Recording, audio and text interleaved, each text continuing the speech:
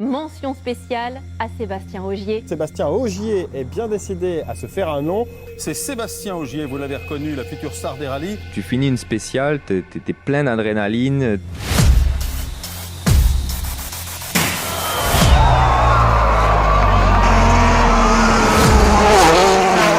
Tu viens de vivre des émotions très fortes dans un sens ou dans l'autre et on te met tout de suite un micro sous la bouche et il faut que tu donnes ta réaction. Et c'est vrai que moi j'ai toujours été quelqu'un d'assez cash, qui dit tout haut ce que souvent les autres pensent tout bas. Fin 2016, avant la dernière course de la saison, il y a le fameux Dieselgate qui éclate. Coup de théâtre dans le scandale Volkswagen, le groupe a non seulement triché sur les particules fines, mais aussi sur les émissions de CO2. Et qui fait exploser le team et les programmes sportifs de la marque. On vit un rêve éveillé depuis 4 ans, mais comme ça, du jour au lendemain, tout s'arrête. The question is, can Sébastien Ogier bow out of the WRC in style with an incredible 8th World Championship title? Plus j'avance dans la vie, au plus je me dis que les chiffres, c'est pas ça qui te rend heureux au quotidien. Si je fais des courses encore aujourd'hui, c'est pas pour augmenter les chiffres, mais c'est pour continuer à avoir ces doses d'adrénaline et les émotions que ça procure.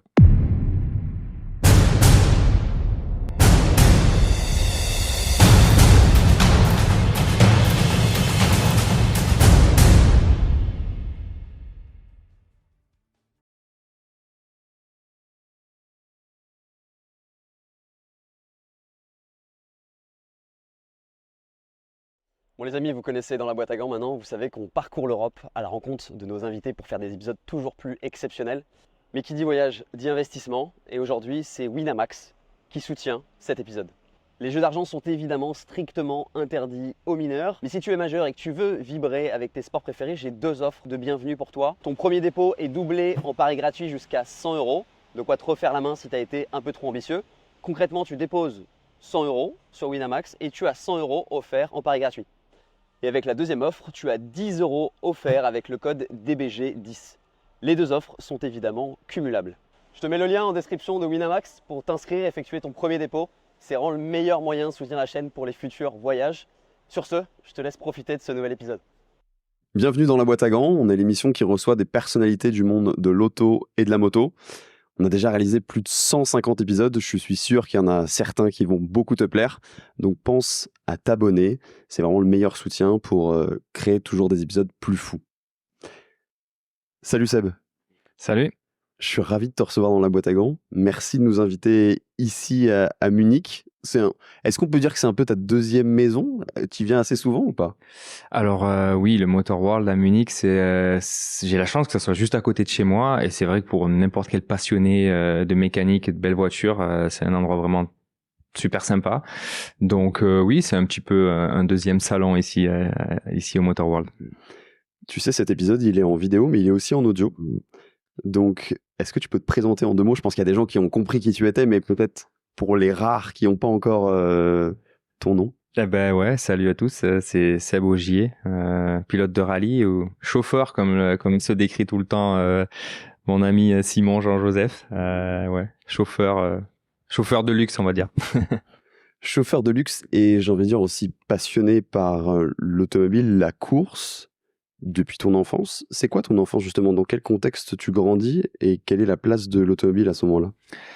Alors, je grandis dans un milieu assez modeste, dans un petit village des Hautes-Alpes, perché dans la montagne, où le sport auto a quand même une place importante assez rapidement, parce que le rallye Monte-Carlo passe tout près de chez moi.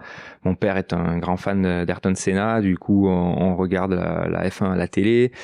On a la chance d'y aller aussi un petit peu chaque année pour les essais du jeudi, essais libres à l'époque du jeudi matin, qui était le seul moment de la semaine où les places sur le rocher étaient gratuites. Je ne sais pas si c'est encore le cas là. Je crois que c'est toujours le cas. Je crois qu'il y a toujours un moment dans la semaine où les places du rocher sont gratuites. Enfin, je pense. J'espère. Je suis pas certain. J'espère parce que c'est vrai que c'est génial. Ça donne l'accès justement à des personnes qui n'ont pas forcément les moyens de voir un petit peu ce show. Et puis après, l'autre lien, c'est quand même mon oncle qui fait de l'autocross et du coup, c'est assez régulièrement qu'on va le voir sur les week-ends de course dans les circuits de la région. Et donc baigner quand même dans une ambiance un petit peu sport mécanique malgré tout assez tôt. Donc tu dis que tu viens d'un petit village en montagne, donc j'imagine à ce moment-là, tu passes tout ton temps dehors, du ski, des activités de plein air, c'est ça un peu?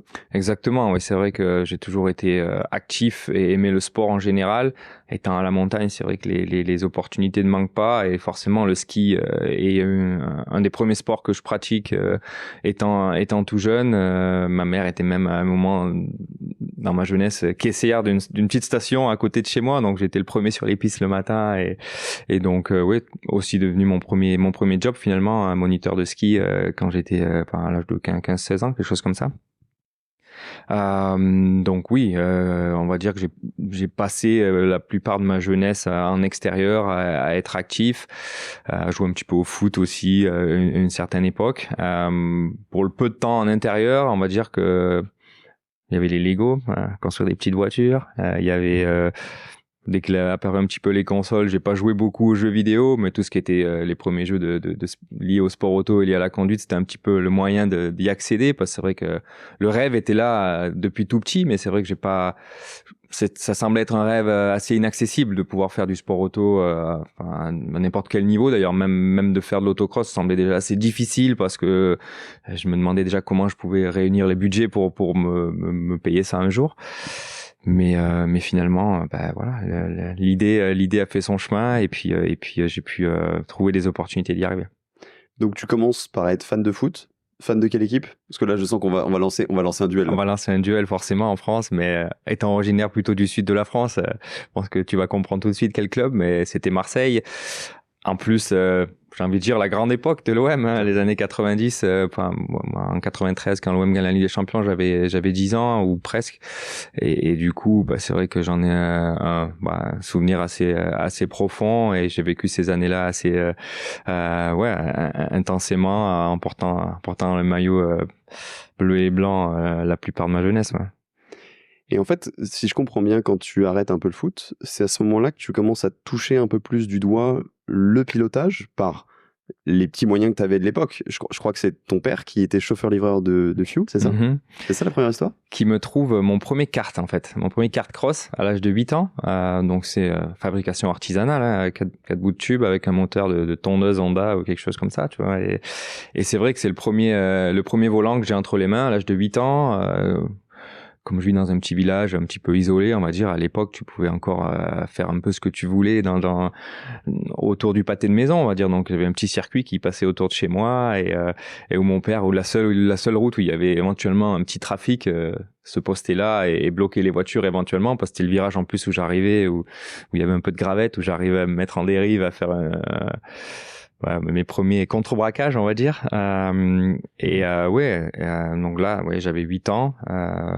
Quelques années à s'amuser un petit peu avec ce petit kart cross. Et puis après, l'étape suivante, c'est mon premier karting. Là, j'avais 13 ans. Et là, c'est mon oncle, donc celui qui faisait de l'autocross à l'époque, qui n'avait pas d'enfant et qui a toujours été un peu un second père pour moi, et qui m'a encore plus mis le pied à l'étrier, on va dire, dans ce monde du sport auto, et voilà, qui m'a offert ce premier kart, qui m'a permis de faire mes premières armes sur un petit circuit du coin qui n'existe plus malheureusement, mais près d'Embrun, dans les Hautes-Alpes. Il y avait un petit circuit où on se rejoignait les week-ends entre un petit groupe d'amis, on va dire. Il y avait pas toujours pas les moyens pour faire de la compétition, mais par contre, entre quelques potes, on arrivait déjà à se faire de belles bagarres. Et là, on se rend compte tout de suite que tu as un certain don par rapport aux autres, même si effectivement tu fais pas de compétition officielle, mais tu le sens, ces choses-là. Tu sais, quand tout est facile, tout est inné pour toi. Ton oncle, il le détecte un peu? Je pense que oui. Je pense que la plupart des gens le voient assez rapidement, que la vitesse est là tout de suite. Alors après, quand on est tout petit et jeune, forcément, il faut quand même être réaliste et comparer ce qui est comparable, parce que en faisant 45 kilos dans un karting, t'as un avantage assez certain. C'est sûr. Je n'étais pas conscient à l'époque, forcément. Donc, du coup, à l'époque, tu te sens tout de suite, franchement, ça a l'air facile, le karting. Je suis assez bon. C'est vrai que quand on faisait des petites courses, je réussissais souvent à les gagner comme ça. Mais c'était une fois de plus.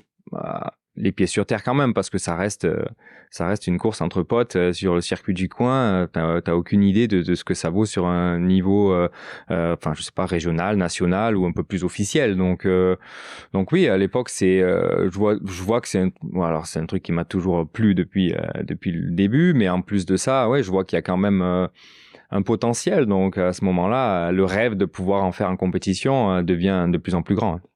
Je sais pas s'il faut y voir un signe, mais malheureusement cette année, tu as perdu ton oncle qui finalement a eu un rôle énorme dans cette passion, dans le fait de te propulser à faire ce que tu fais maintenant. Et en plus, ce qui était assez fou, enfin, c'est pour ça que je parle de signe, c'était que durant le Monte-Carlo, en fait, qui est le rallye qui t'a tant marqué. Oui, qui nous a tant marqué à tous les deux, je dirais, mais c'est sûr que ça a été déjà premièrement une grosse épreuve quand même, parce que avoir ce choc pendant la semaine du Monte-Carlo et arriver à rester dans la course, ça n'a vraiment pas été simple cette année. Si je l'ai fait, c'est clairement que pour lui et tout faire pour essayer de, là où il est maintenant, le rendre heureux, parce que je pense que ça aurait été son souhait que je continue à faire le rallye, et en particulier le Monte-Carlo. Mais ouais, c'est vrai qu'il a été hyper important pour moi, et peut-être que même sans lui, je sais pas si j'aurais vraiment pu être là où je suis aujourd'hui. Donc ça, c'est quelque chose que j'oublierai jamais. Et ouais, je suis content qu'on ait pu vivre malgré tout. Voilà, il est parti beaucoup trop tôt évidemment, mais qu'on ait pu vivre malgré tout toutes ces belles années ensemble. Et je pense que il a toujours été hyper fier de moi, et moi j'en serai toujours. Je serai toujours hyper reconnaissant de ce qu'il a fait pour moi. Tu parlais tout à l'heure de l'OM, donc de Marseille, mais tu es lié aussi à une autre grande ville pour un autre sport qui t'a aidé à développer ton esprit de compétition. C'est les boules lyonnaises. Ouais. Parce que ça paraît complètement fou de parler de boules lyonnaises quand tu parles d'automobile, le lien est vraiment pas direct. Pour autant, tu as été à un bon niveau en boules lyonnaises. C'est un sport qui n'est pas forcément le plus connu de tous. Mais est-ce que tu dirais que ça a eu une importance dans le développement de ton esprit de compétition, de ta rage de vaincre ? Complètement. C'est vrai que j'en ai souvent parlé, j'ai souvent évoqué le fait que n'importe quelle compétition finalement et activité que tu pratiques d'ailleurs à n'importe quel niveau, t'aide, j'ai envie de dire, à créer des bases. Et j'ai toujours été un compétiteur, on va dire, assez acharné, et à chaque activité dans laquelle je me suis impliqué, ça a toujours été pour essayer de gagner, et un caractère qui était pas forcément toujours bien maîtrisé au début, et je pense que c'est important d'être aussi un mauvais perdant, parce que c'est ça qui te donne la rage et la combativité pour devenir le meilleur. Mais c'est vrai que c'était pas forcément toujours bien canalisé au début, en particulier la boule lyonnaise, et j'ai pas mal joué à ce jeu-là pendant une dizaine d'années, on va dire, entre 12 et 20 ans. On était une bonne bande de potes dans le Champsor, donc là où je suis originaire, à côté de Gap, et où on jouait ensemble à la boule lyonnaise. On était tous assez doués pour ça, et du coup on a réussi à gagner pas mal de compétitions ensemble. Et je suis convaincu que ces expériences au niveau de travailler le mental, la concentration, m'ont quelque part servi aussi après en sport auto, même si forcément il n'y a pas vraiment d'autres liens entre jouer à la boule lyonnaise et être derrière le volant d'une voiture de course. Parce que c'est un jeu d'adresse où la concentration est vraiment très très importante, et en fait où ça joue vachement mental, quoi, c'est ça ? Ouais, ça joue beaucoup mental. C'est un peu comme le tennis, hein. T'es confronté directement à ton adversaire sur le terrain, et puis comme le tennis d'ailleurs, tant que t'as pas marqué le dernier point, t'as pas gagné, quoi. Donc des fois tu peux gagner, ça se joue soit en 11, soit en 13 points, un peu comme à la pétanque, et du coup quand des fois tu peux mener 10-0, et si tu mets pas le dernier, le 11e point, ça se trouve, si tu craques mentalement à ce moment-là, tu peux encore perdre. Donc mentalement, je pense que c'est un sport exigeant, et je suis sûr que ça, c'est des expériences qui ont été bénéfiques pour moi. Et d'ailleurs, le mental a souvent été un de mes points forts quand même en sport auto, où j'ai souvent réussi à gérer les situations critiques assez bien, et où finalement c'est souvent sous pression que j'ai réussi à faire mes meilleurs résultats et délivrer mes meilleures performances pendant ma carrière. Tu disais tout à l'heure le fait que le sport auto te paraît inaccessible, comme pour beaucoup, parce que pas forcément les moyens, famille modeste, classe moyenne française. Comment tu fais la transition entre les études, parce que tu as fait quand même des études, et le sport auto, en tout cas, tenter crânement ta chance? En fait, effectivement, ça commence par les études, des études de mécanique et de BTS dans l'automobile qui me permettent de me rapprocher un petit peu du milieu. Et puis après ce BTS à Marseille, je fais une formation complémentaire dans la préparation assistance voiture de rallye. Et donc ça, c'était le lycée Roger Clostre à Clermont-Ferrand, qui s'occupait à l'époque de la section rallye jeune et qui s'occupait donc du montage et de la maintenance et de l'assistance pendant les courses des voitures du team rallye jeune. Et donc tu découvres même l'existence du rallye jeune. Je veux dire, est-ce que je suis pas persuadé qu'on en parlait Non, mais c'est clairement ça. Je découvre finalement un peu tard parce que je finis après ça par gagner rallye jeune à l'âge de 22 ans, mais du coup j'aurais pu tenter ma chance plus tôt finalement parce qu'il fallait seulement avoir le permis de conduire et à partir de 18 ans j'aurais pu tenter ma chance. Mais c'est vrai que pour être très honnête, j'apprends l'existence de cette sélection à ce moment-là aussi. Donc je commence par être mécano premièrement pendant 1 an et demi dans cette section et tout en étant mécano, je me rappelle encore d'un week-end où après avoir terminé les sélections, on était responsable. Juste les élèves, on nous avait laissé un peu livrer à nous-mêmes sur un site, je crois que c'était le circuit de Loire-Atlantique près de Nantes ou quelque chose comme ça. On avait des voitures de sélection, donc c'est 206 de série, vraiment pas une voiture de course. On nous laisse les voitures juste après l'événement, on devait garder les voitures pendant quelques heures avant que le transporteur arrive pour les charger. Bien sûr, au bout d'un certain temps, on se dit tous, on peut pas aller faire un petit tour là avec et voir ce qu'on peut faire avec. Et puis, tout de suite, je vois que d'ailleurs, ceux qui sont avec moi aussi, si on retrouve des élèves de l'époque, ils pourront dire aussi que tout de suite, on voit que j'ai un truc quand même derrière le volant et que je me dis, après cette formation de mécano, il faut clairement que je tente ma chance en tant que pilote parce que ça me semble pas impossible de faire ce fameux Gymkhana et d'essayer de remporter cette sélection. Donc ouais, je découvre ça à la suite de mon BTS et puis ma première tentative à rallye jeune n'est pas la bonne parce que malheureusement je touche une quille en finale régionale à l'époque et c'était éliminatoire ou en tout cas le jury avait la chance de me repêcher mais ne choisit pas cette option-là. Donc, je dois patienter 1 an de plus en faisant un petit peu de karting à nouveau. Là, à l'époque, je me rachète avec mes économies de moniteur de ski, mon 125 à boîte. Je fais quelques courses aux alentours donc sur la région lyonnaise et Valence. Pour patienter, parce que pour participer à Rallye Jeune à l'époque, il fallait être non licencié auto. Bon, dans tous les cas, j'avais pas les économies pour m'acheter une voiture de rallye, donc c'était assez simple. Mais karting, c'était encore autorisé, donc je me dis, pour me préparer au mieux et me donner le plus de chances possible, autant essayer de faire un peu de karting. Ça va quand même de me faire me laisser actif derrière un volant et me continuer à essayer de développer ces aptitudes-là. Et puis voilà, ma tentative est la bonne. Et à ce moment-là, est-ce que tu as la confirmation, parce que tu sors un peu de l'univers juste de ta montagne, en tout cas de ta vallée, tu te confrontes à d'autres gens par ton voyage à Clermont-Ferrand et cette nouvelle fonction et ces nouvelles rencontres, est-ce que tu te dis pas, ok, là il y a vraiment un truc, parce que même des gens de l'extérieur détectent ce coup de volant que j'ai. Et ta première tentative à Rallye Jeune est une confirmation supplémentaire de ça ? Oui, clairement. Après, une fois de plus, pareil, ça reste qu'une sélection. Donc, à ce moment-là, on peut pas quand même en être sûr. Mais en tout cas, je mise depuis le début depuis le moment où je sais que cette sélection existe, je mise tout sur ça parce que clairement, avec 20 €, il y a moyen de se lancer à faire du rallye et dans une petite structure qui est bien en place et qui te permet d'être bien encadré dès le début pour te donner les meilleures chances possibles. Donc vraiment, je mise tout là-dessus. D'ailleurs, je parle souvent du fait que l'année où je gagne la sélection, la finale se déroule sur 2 jours. C'était au pôle mécanique d'Alès. Et je pense que j'ai jamais eu une pression aussi forte sur mes épaules, ou en tout cas, je me suis jamais mis une pression aussi forte que ce moment-là, même plus tard dans ma carrière quand je joue un titre de champion du monde ou n'importe quoi, parce qu'à ce moment-là, j'ai vraiment l'impression de jouer ma vie et j'ai vraiment l'impression que si je gagne pas cette sélection, bah j'aurai aucune chance de me lancer en sport auto.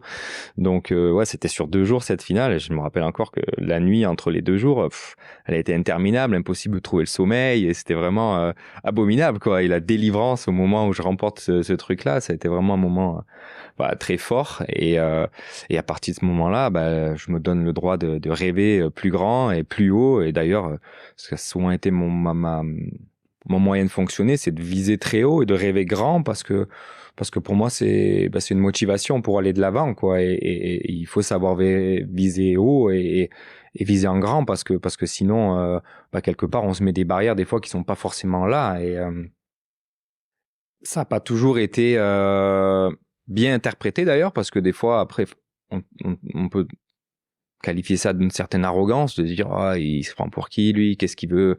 Et c'est vrai que ça a été un petit peu des fois un problème pendant ma carrière où on a pu peut-être me juger un petit peu comme ça parce que voilà, quand je suis arrivé en mondial, oui, Seb Loeb a été mon objectif, c'était le meilleur absolu et pour essayer de devenir le meilleur, forcément, il faut essayer de se confronter à lui. J'ai l'impression, ce qui moi m'impressionne dans ton discours, c'est à quel point il y avait une sorte de sérénité et de confiance en toi absolue, qui est une bonne chose, hein. Moi, c'est pas du tout négatif dans ma bouche, mais très jeune.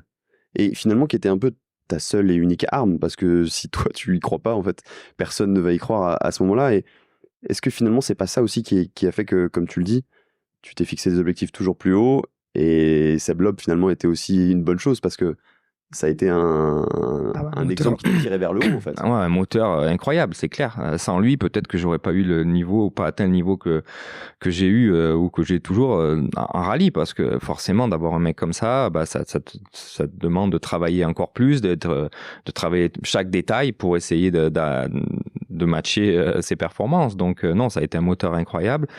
Oui, je pense que de croire en soi, c'est quelque chose d'important pour n'importe qui veut réussir dans la vie, mais au fond de moi, j'ai toujours eu des doutes quand même, sauf que je les montrais pas.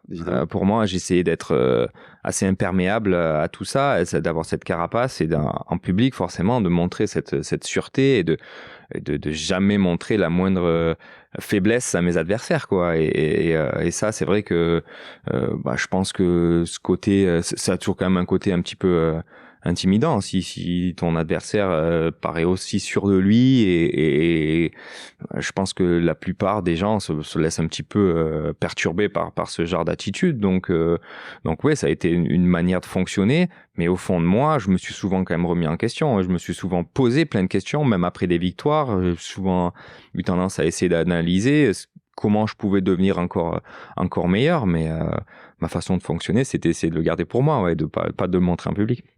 Donc tu gagnes Rallye Jeune, tu as 22 ans. Est-ce que c'est à ce moment-là que tu rencontres aussi Julien Ingrassia, qui sera ton copilote jusqu'en 2021, donc une très très longue histoire. C'est à ce moment-là que se fait la rencontre et que ça se lance pour toi? Oui, alors quand je gagne Rallye Jeune, j'ai pas forcément une connaissance ou un ami qui est copilote.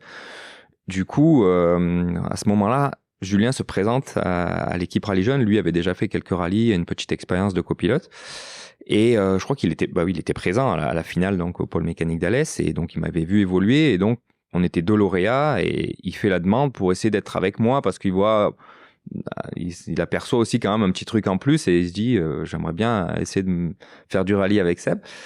Et moi de mon côté, donc voilà, effectivement, j'ai pas j'ai pas forcément une alternative en tête.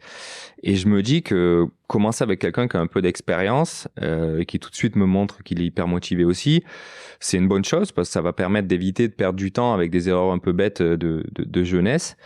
Et voilà. Et donc on se rencontre. Enfin, Julien raconte l'histoire mieux que moi, mais parce qu'il se rappelle peut-être encore mieux que moi, mais je crois qu'on l'invite. Il vient passer une soirée chez mes parents dans le Champsor où on a un dîner ensemble et puis après je lui dis bon allez on sort, on va faire un tour et je crois qu'il comprend à l'époque on sort, on va boire un verre ou quelque chose ça sauf que non, je sors la vieille R11 turbo que j'avais dans le garage et c'était une soirée un peu hivernale, il y avait un peu de neige et en gros on va faire nos premiers tours, nos premières virées ensemble avec une voiture. Et la symbiose est parfaite dès le début ou il y a eu ce côté un peu mentor qui t'accompagne, qui te donne les codes du rallye, parce que tu as tout à apprendre finalement à ce moment-là. Oui, on a, même lui, il avait une petite expérience, mais elle n'était pas énorme non plus. Donc, je reviens au fait que d'avoir commencé avec Rally Jeune, c'était une super opportunité parce qu'il y avait quand même cette petite structure amateur, mais qui fonctionnait dans pas mal de domaines, un petit peu comme une petite équipe professionnelle quand même. Et donc, on a été tout de suite formé aussi à la prise de notes. Enfin, tout de suite, on a eu un préparateur physique autour de nous. On a eu pas mal de petites choses pour essayer de partir tout de suite dans la bonne direction. Et avec Julien, ouais, ça a globalement fonctionné tout de suite assez vite. On revient sur le moteur qui était Seb Loeb et Daniel Elena à l'époque. Bah, pour nous deux, c'était un petit peu des références et donc forcément, on a commencé à regarder un petit peu leurs vidéos. Et ce qui est marrant, c'est qu'assez rapidement, Julien, je trouve, a une façon d'annoncer les notes qui me rappelle beaucoup Daniel et la légèreté qu'il a et la clarté de m'annoncer des notes que je comprends très bien dans la voiture. Et ça, c'est vrai que c'était le côté le plus important parce que la mission de copilote, elle est très, très vaste et c'est vrai qu'ils ont pas mal de travail d'organisation pendant une course, respecter le timing, être à l'heure tout le temps et pas se louper parce que sinon ça engendre toujours des pénalités. Mais au fond de moi, le plus important, c'est quand même qu'ils soient capables de me lire des notes avec le bon timing, la bonne clarté pendant la spéciale parce que c'est là que tu gagnes ou que tu perds les courses aussi, quoi. C'est là que tu fais la différence et c'est là qu'il faut que tu aies aucun doute sur ce que ton copilote t'annonce. Et Julien était top tout de suite avec ça. Donc après, comme tout le monde, forcément, on a eu des petits moments où il a fallu un petit peu travailler et peut-être se recadrer un petit peu. Et puis après, au fil des années, t'es un peu comme un vieux couple. Hein. Forcément, t'as toujours un peu des moments où il faut recadrer 2-3 choses. Mais globalement, on a quand même été... Notre force, c'est qu'on a été capable de progresser ensemble dans chacune de nos missions. Et puis, c'est génial qu'on ait pu vivre ça ensemble du début jusqu'à la fin, jusqu'au 8 titres de champion. Donc là, ça commence avec la coupe Peugeot 206. Et tout de suite, ça se passe super bien. Les résultats sont là. Tout est assez bien huilé assez rapidement. Oui, globalement, oui. Parce que à l'époque, le volant Peugeot, les formules de promotion étaient assez populaires et avaient des plateaux bien fournis. Je me rappelle mon premier rallye Terre d'Auxerre 2006. 51 voitures au départ dans la coupe Peugeot. Donc 51 voitures identiques. Pour se juger, pour montrer son potentiel, il y avait vraiment pas mieux à l'époque. La coupe était mixte, on avait 4 rallyes sur terre, 4 rallyes asphalte, donc c'était vraiment une super formule de promotion pour se lancer un rallye. Et oui, donc on commence la première course, on finit 11e, je crois, donc sur 51, ce qui était pas mal du tout pour une première. Et puis au fil de la première saison, les résultats vont vraiment en progressant à chaque course. Je crois que ça fait 11, 8, 6, et on finit la fin de l'année sur notre premier podium, 3e. Et donc ouais, la progression était vraiment très intéressante, ce qui fait que Rally Jeune nous prolonge une année de plus. On fait une année en tant que redoublant, c'est le seul endroit où c'est sympa de redoubler, c'est mieux qu'à l'école. Et la deuxième année se passe aussi très très bien. La première course part mal, on casse la voiture dès la première course, mais ensuite par contre on enchaîne une super saison avec je sais plus 4 victoires de deuxième place où on remporte le volant Peugeot et donc c'est vrai que les 2 premières années sont super bien passées là. Et c'est ce qui t'ouvre la porte des championnats du monde junior directement après, c'est ça? Là, on est en 2008, je crois, c'est ça? Exactement. Donc 2006-2007, les 2 années en Coupe Peugeot en France. Et puis dès 2008, donc dès notre 3e saison, on accède au championnat du monde junior. Donc pour la petite histoire, le volant Peugeot à l'époque était censé donner un volant. Le pilote qui remportait le championnat était censé gagner un volant officiel Peugeot, et donc être pilote pour la marque soit en championnat de France. D'ailleurs c'était que en championnat de France à l'époque. Et puis c'est la première année où le volant, où les budgets sont à la baisse et ainsi de suite, et où il n'y a pas de volant à la clé, mais on gagnait une 206 RC, donc une voiture de série. Donc celle avec les gros pare-chocs, celle qui vraiment... Non, ça c'est... Ah non, 207, je me trompe, 207 RC. Donc c'est la 206 d'avant qui avait les... Okay. C'était la GT, je crois, qui avait les gros pare-chocs. C'est ça. GT, exact. Et donc c'est censé être pas une bonne nouvelle pour nous, puisqu'on était censé pas gagner le lot le plus sexy. Mais dans le même temps, au vu de notre progression quand même hyper rapide et du potentiel qu'on a montré, la FFSA a envie de nous soutenir pour accéder au championnat du monde junior. Et dans le même temps, d'ailleurs, Seb Loeb a quand même joué un rôle aussi pour ça, hein, parce qu'on le rencontre sur une des dernières courses du championnat 2007 en France. Et il était là, je crois, au Rallye du Limousin en spectateur. Et donc, il nous voit évoluer. Et je pense qu'à ce moment-là, il glisse un mot à Guy Frecklin, qui était aussi sur sa dernière année de chef chez Citroën Sport, et qui lui glisse un mot, il dit ça serait peut-être bien de donner une chance à ce jeune si on a un potentiel, parce que il a l'air d'avoir quelque chose. Et C'est Seb qui t'a raconté ça plus tard? Non, mais je sais que ça s'est passé comme ça. Je sais qu'il a passé un mot à Guy Frecklin, et après à ce moment-là, donc il y avait Guy Frecklin qui était sur la fin de son mandat chez Citroën, et tu avais aussi dans le même temps à la FFSA, pareil, Jacques Régis, qui pour la petite histoire a créé Rallye Jeune, et aussi sur le départ. Et donc les deux se rencontrent, et moi je les rencontre aussi d'ailleurs. On a un meeting ensemble au Tour de Corse 2007 où j'évolue en voiture 0 avec ma petite 206 Rallye Jeune. Et donc, les deux décident de mettre en place ce programme pour moi, pour l'année 2008, un championnat du monde junior, donc financé à 50-50 par la FFSA et par Citroën.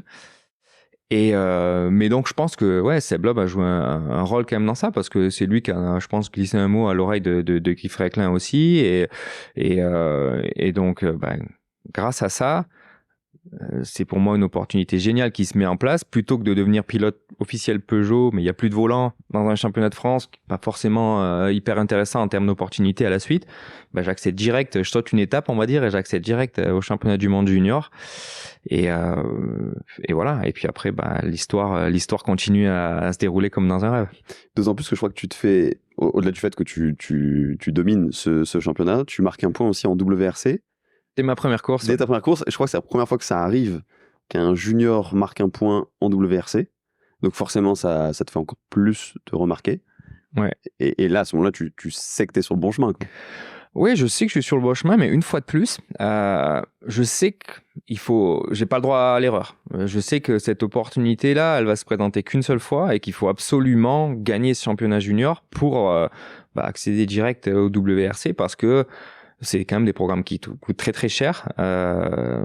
Si on donne des chiffres, je crois que c'est 600 000, quelque chose comme ça, pour faire 6 courses en championnat du monde junior. Donc des budgets comme ça, on les trouve pas tous les jours. Et juste pour donner un peu un ordre d'idée par rapport à maintenant, c'est les mêmes ordres d'échelle ou pas du tout? Ouais, je suis pas sûr. J'ai pas vraiment tous les chiffres en tête aujourd'hui. Les championnats ont un petit peu évolué. Maintenant, il y a quand même une étape intéressante avec le WRC2 entre les deux. À l'époque, elle n'était pas forcément là. Donc du coup, moi j'ai eu un grand saut entre le championnat du monde junior et la WRC, qui a d'ailleurs pas été hyper facile au début. Mais non, malheureusement, le sport auto va pas en réduisant les budgets, quoi. Les budgets ont plutôt tendance à aller à la hausse un petit peu de partout. Et ça c'est sûr que c'est toujours un des gros freins pour la plupart des jeunes pilotes ou des jeunes talents pour essayer de percer. Mais bon, pour revenir à mon histoire, voilà, je sais que l'opportunité, elle est en or, mais qu'il faut pas la laisser passer parce qu'elle va pas se présenter deux fois. Donc, ça commence au Mexique hyper bien avec cette 8e place au général et la victoire donc dans le championnat junior. Et donc, la saison, c'est seulement 6 courses. Il y a pas, on remporte la 2e, je crois, au rallye de Jordanie. La 3e se passe un peu moins bien avec une billet de direction cassée en Sardaigne. Après, je me rappelle plus exactement tous les résultats, mais en gros, on a une première opportunité de gagner le titre au Rallye de Catalogne. Et là, il y a un petit premier coup de pression quand même parce qu'on domine la course très largement. Je crois qu'on avait quasiment 1 minute 30 d'avance en junior. Malgré tout, je continue à rouler fort parce que je m'éclate avec cette petite C2 sur les routes de la Catalogne. Et je me fais piéger par une corde, vraiment, une route très sale où j'ai pas encore l'expérience. Je m'attendais pas à ce que ça soit possible d'ailleurs parce qu'en championnat de France, tu vois jamais des routes aussi dégradées que ce que tu peux voir en mondial. Et je me fais piéger par un virage très très sale et on finit par taper et abandonner. Du coup, coup de pression parce qu'il faut jouer le titre sur la dernière course au Tour de Corse, un rallye où je pense que j'ai jamais aussi roulé doucement de ma carrière parce que j'avais quand même une petite avance à gérer au championnat et je pouvais me permettre de pas prendre tous les risques. Et du coup, l'approche inverse du rallye d'avant en T'as joué la Catalogne, montre, quoi. où on roulait vraiment, j'ai pas pris une corde pour essayer de pas crever, j'ai roulé au milieu de la route tout le week-end.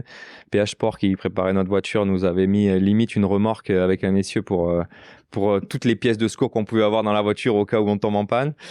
Mais bon, ça suffit, un long week-end et où on valide le titre junior et où oui, voilà, une étape supplémentaire est franchie dans mon ascension en WRC. J'ai l'impression que tu as été très vite conscient, tu vois, parce que j'imagine qu'à ce moment-là, tu as les médias qui s'intéressent à toi, tu es un peu le phénomène, entre guillemets, le nouveau qui arrive, quoi. Bah, le nouveau Seb, quoi. Ouais, le nouveau Seb, ouais. D'ailleurs, ça a souvent été bien et pas bien à la fois, parce que la comparaison, d'être comparé à un mec comme Seb Loeb, bah, c'est bon signe, parce que c'est le mec qui domine, qui gagne tout. Donc la comparaison a été très très longtemps présente, aussi parce qu'on a vraiment une carrière très très similaire, quoi. On a été détectés tous les deux par Rallye Jeune. Alors lui, il l'a pas gagné, mais malgré tout, c'est comme ça qu'il a été parrainé à l'époque et qu'il a commencé un championnat de France. Et puis ensuite, voilà, on est chez Citroën, on gagne le junior, on accède au mondial. Enfin, on arrive à gagner très vite, plus ou moins le même âge. On s'appelle tous les deux Seb. Enfin, il y a tellement de points communs qu'on a eu. On a toujours été la plupart du temps comparés, ce qui était au début gratifiant pour moi. Assez rapidement, après, je vois que ça devient quand même aussi un poids parce que, alors, pas pour le fait que ça me rajoute une pression, parce que bon, ça, je pense que je le gère plutôt bien, mais plutôt par le fait que quoi que je réussisse, finalement, l'autre Seb a tellement fait avant que je dis pas que c'est moins mis en valeur, mais que du coup, t'es plus le premier à faire ça, quoi. Il y a un mec qui a fait ça avant toi, donc du coup, on a tendance à minimiser un petit peu les performances, quoi. Et du coup, après, c'est vrai que je pense que le moment où ça commence un petit peu à diversifier, où je pars plus chez Volkswagen, où j'ai une trajectoire un peu différente, où j'arrive à gagner des titres avec plusieurs équipes différentes, où finalement nos carrières sont moins comparables.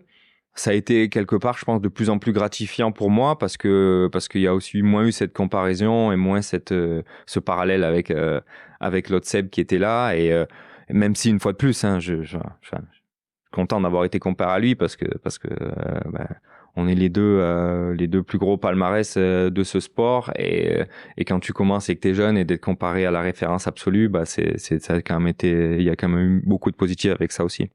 Et j'ai l'impression aussi que dans ton apprentissage, tu as très vite compris, notamment par rapport aux médias, que tu pouvais être très haut, mais en même temps très bas, et que il fallait faire un peu abstraction de tout ça. Mais j'ai l'impression que tu as eu un apprentissage très rapide de ça, justement peut-être par cette comparaison, et par le fait que tout est allé très vite, en fait, pour toi. Je pense que n'importe quel sportif apprend assez rapidement que les médias ont tendance à te monter très haut très vite, mais pas te faire redescendre aussi encore plus vite. Donc ça, ouais, ça fait partie du jeu, ça fait partie des domaines où il faut aussi travailler. Le rallye est pas forcément un sport très simple avec ça parce que ma communication n'a pas toujours été idéale, elle est toujours pas parfaite d'ailleurs, hein. Personne n'est parfait, je pense aussi, mais le fait d'être tu finis une spéciale, t'es plein d'adrénaline, tu viens de vivre des émotions très fortes dans un sens ou dans l'autre, et on te met tout de suite un micro sous la bouche et il faut que tu donnes ta réaction. Honnêtement, c'est pas facile. Et des fois, on gère ces situations plus ou moins bien. Et c'est vrai que moi, j'ai toujours été quelqu'un d'assez cash, qui dit les choses, qui dit tout haut ce que souvent les autres pensent tout bas assez rapidement.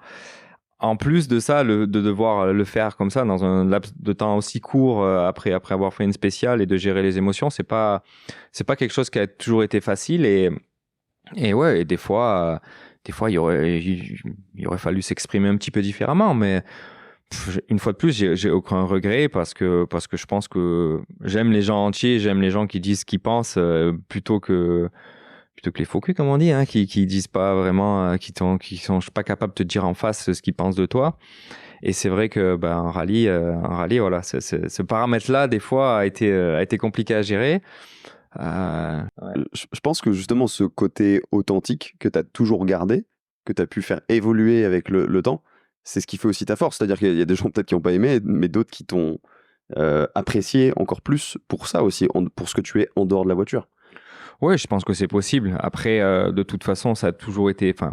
je préfère être moi-même et être entier plutôt que d'essayer d'être aimé par tout le monde. Je veux dire, on a tous nos affinités ou pas avec certaines personnes. Et c'est vrai que moi, de mon côté, oui, ça pouvait polariser un petit peu de temps en temps quand tu es entier comme ça. Oui, soit on n'aime pas, hein, mais en tout cas, je savais que les gens qui m'appréciaient, ils savaient pourquoi. Et effectivement, je pense aussi avoir un petit peu de personnalité, et la personnalité que j'ai en tant que pilote de course, qui peut donner, qui donne et qui est un peu quelqu'un de froid, qui reste fermé dans sa carapace et qui est prêt à tout pour gagner. Ou dans la vie de tous les jours, je vais être vachement plus relax, assez détendu, où les gens se disent mais ont du mal à s'imaginer que je peux être aussi froid, aussi prêt à tout pour gagner dès que je mets un casque, quoi, finalement. Ouais, c'est ça, mais c'est le classique, tu sais, du pilote qui met son casque et qui change complètement, qui se transcende. On peut en citer plein des exemples de gars actuels ou anciens qui deviennent des fous, mais dans le bon sens du terme. De toute façon, pour tous ceux qui ont du succès, il faut avoir ce mode-là un petit peu, parce que sinon, si on est trop tendre, un mode animal presque. C'est un peu ça. Hein. Enfin, moi, j'ai rencontré pas mal d'autres pilotes, bien sûr, dans ma carrière, et des mecs comme, on cite souvent Jari Matti, qui est aujourd'hui mon team principal chez Toyota. C'est quelqu'un qui a toujours été un super pilote, mais trop gentil quelque part, trop tendre, et qui peut-être avait un petit peu moins ce mode-là quand il mettait le casque. Et je pense que ça a clairement coûté un petit peu, parce que des fois, mentalement, il savait pas comment dire, faire abstraction de plein de choses et te mettre dans ce mode prêt à tout pour gagner, et ce mode killer, quoi. Pour revenir un petit peu à ton parcours, tu fais ta première pige en WRC, et là c'est direct coup de canon, c'est-à-dire que pour resituer un petit peu l'écart de niveau de perfo entre une WRC et les voitures que tu as pu rouler avant, c'est monstrueux le gap. Ouais, c'est énorme, parce que on sort d'une C2 Super 1600 qui est une traction avant, avec 220 chevaux, quelque chose comme ça, où tu montes dans une 4 roues motrices avec 300 et quelques chevaux. La vitesse, comment dire, où défile le paysage en spécial, et ça a rien à voir. Et d'ailleurs, les premières heures de roue avec la WRC sont juste, t'as l'impression d'être dans un jeu vidéo, quoi. Tu montes dans une voiture qui est incroyable à conduire, incroyable de stabilité, d'efficacité, où tout paraît facile, mais par contre ce paramètre justement vitesse, et il y a tout qui te saute à la gueule, quoi. Du coup, ça va engendrer sur mes premières courses quelques erreurs qui étaient un petit peu inévitables, je dirais, parce qu'assez rapidement. Donc effectivement, RAC, Rallye de Grande-Bretagne 2008, on a cette première opportunité, et première spéciale en WRC, on la remporte, on se retrouve à être en tête du rallye sur les 5 premières spéciales, dans des conditions assez dantesques, parce que c'était très froid cette année-là, il y avait de la glace mêlée à de la boue dans les spéciales, c'était hyper piégeux. Et moi, le petit jeune qui débarque dans cette voiture incroyable, je me dis, avec cette voiture, tu peux faire n'importe quoi. Tu te sens un petit peu Superman, quoi, tu vois. Et bon, voilà, ça dure 5 spéciales, on est en tête, avant qu'on sorte de la route, comme prévu, je dirais. Mais l'écart était juste, était juste énorme.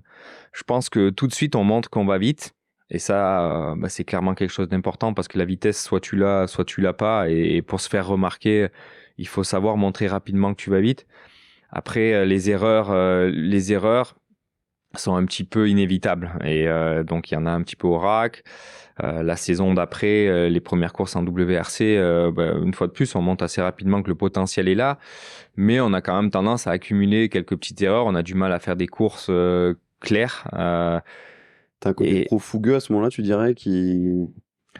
Je sais pas, parce que je pense que si c'était à refaire, je suis pas sûr que je ferais les choses différemment, parce qu'une fois de plus, je pense que si tu fais pas d'erreur, mais que tu es moyen, c'est pas forcément un signe positif pour les chefs d'écurie, et je pense pas qu'on te donne une opportunité d'aller plus loin. Donc, montrer tout de suite que tu es capable de faire des scratchs et d'aller vite, je pense que c'est hyper important.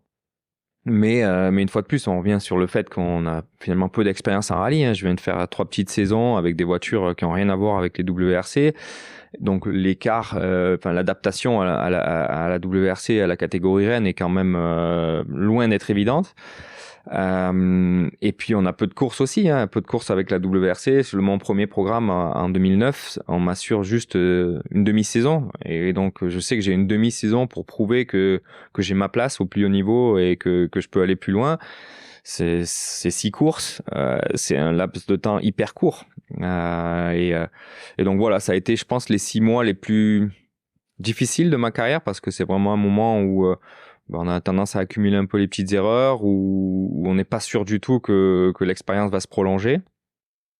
Et puis juste avant le terme de ces 6 courses, Olivier Quesnel, donc qui a pris la suite de Guy Frecklin chez Citroën, nous reconduit et nous assure qu'on fera la deuxième moitié du championnat, ce qui enlève quand même une grosse pression de nos épaules. Et je sais pas si c'est un signe ou une coïncidence, mais en tout cas, à ce moment-là, la course suivante, c'est donc la dernière des 6 premières qui étaient prévues, c'est le rallye de Grèce.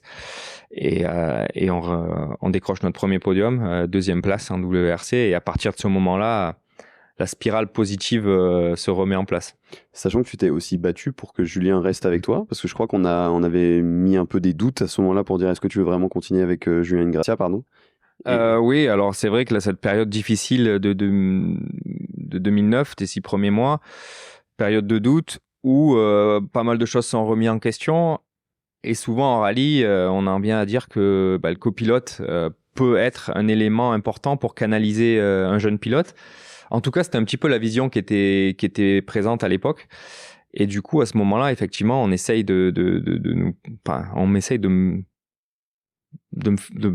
on va dire, pousser la main à choisir à essayer un nouveau copilote avec plus d'expérience. Parce que à l'époque, j'ai la force de refuser et d'éviter finalement, parce que Julien, au fond de moi, je suis convaincu qu'il a ce qu'il faut pour y arriver, et que c'est pas lui qui va changer, c'est pas lui qui est forcément responsable des erreurs qu'on a fait. Je crois qu'il en a fait une peut-être sur cette première début de saison où on est tous humains, ça nous arrive, et donc il y en a une qui est peut-être imputable à Julien, mais le reste c'est plus des erreurs à moi, comme on disait, d'adaptation à cette WRC. Et voilà, on arrive. Et c'était pas un moment facile, parce que moi de mon côté, je suis pas sûr du tout d'avoir un avenir. Donc d'avoir à ce moment-là les épaules pour dire non à nos dirigeants, et à dire non, moi je veux continuer avec Julien. Je suis convaincu qu'il a ce qu'il faut pour y arriver.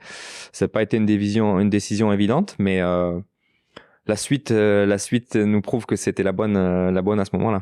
Donc là, c'est spirale positive, comme tu disais. Qu'est-ce qui se passe à ce moment-là? Parce que on en revient à cette concurrence qui finalement te tire vers le haut, c'est-à-dire que tu te rapproches de plus en plus du giron Loeb et Lena. C'est ce qui se passe chez Citroën? En fait, la deuxième moitié, donc 2009, se passe plutôt bien, avec des résultats bien meilleurs, moins d'erreurs, de plus en plus de scratch et de bonnes performances. Et puis à partir de ce moment-là, du coup, l'avenir s'éclaircit un petit peu avec une deuxième année en 2010 au sein du Citroën Junior Racing Team, donc avec une voiture qui est encore pas la voiture usine, mais qui a quand même de très bonnes performances, et qui est même proche de celle qu'utilisaient Loeb et Sordo dans l'équipe d'usine à l'époque. Et voilà, et là, la progression est assez constante et claire.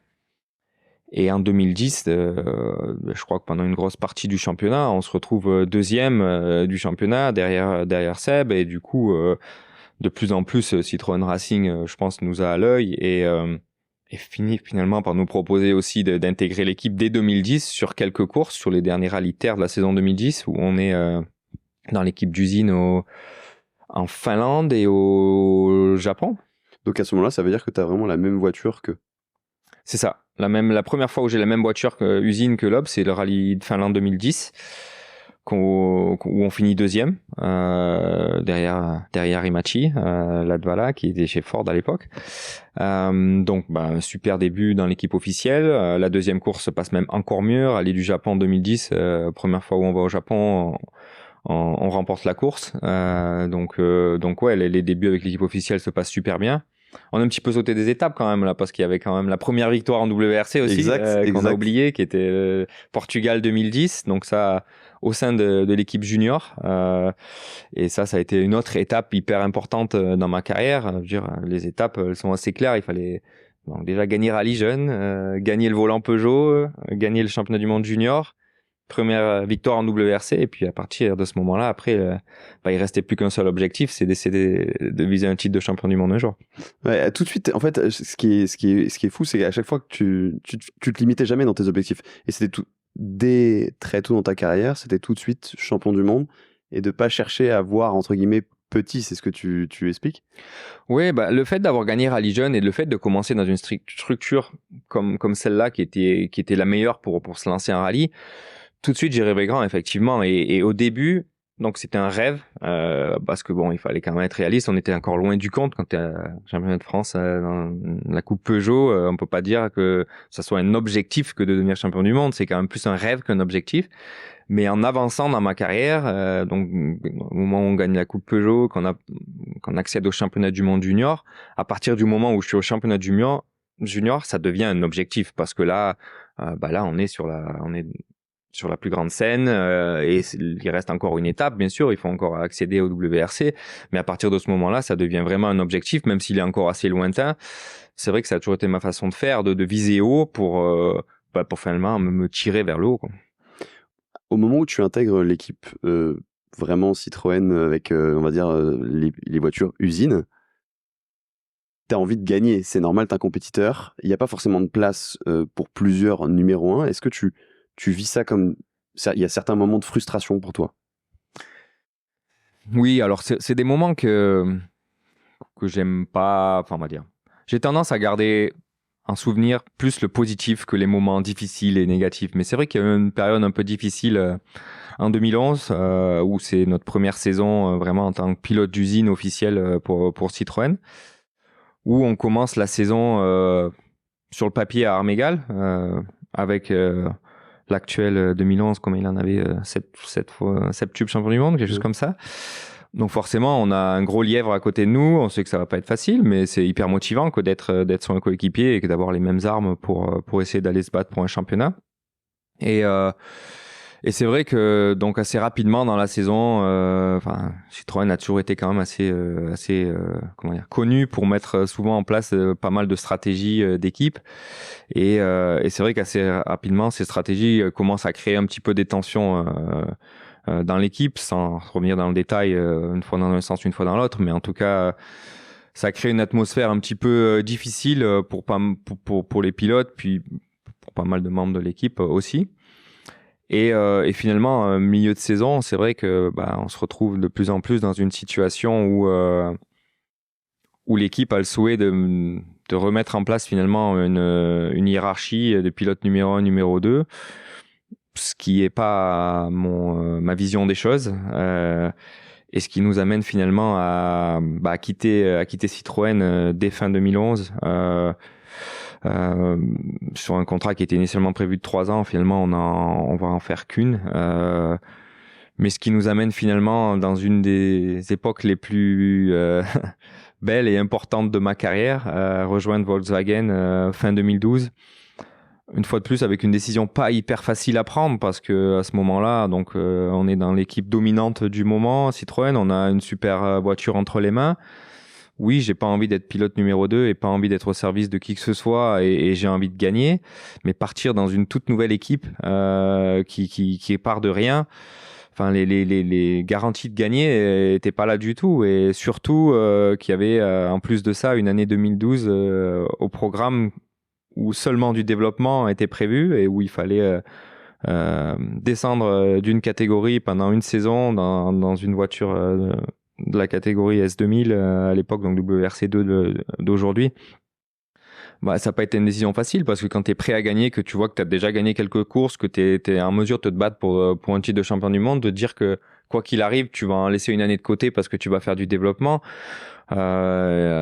Ouais, j'y ai quand même réfléchi un bon moment, mais à ce moment-là, il y a 2 personnes qui me convaincu de rejoindre le projet Volkswagen.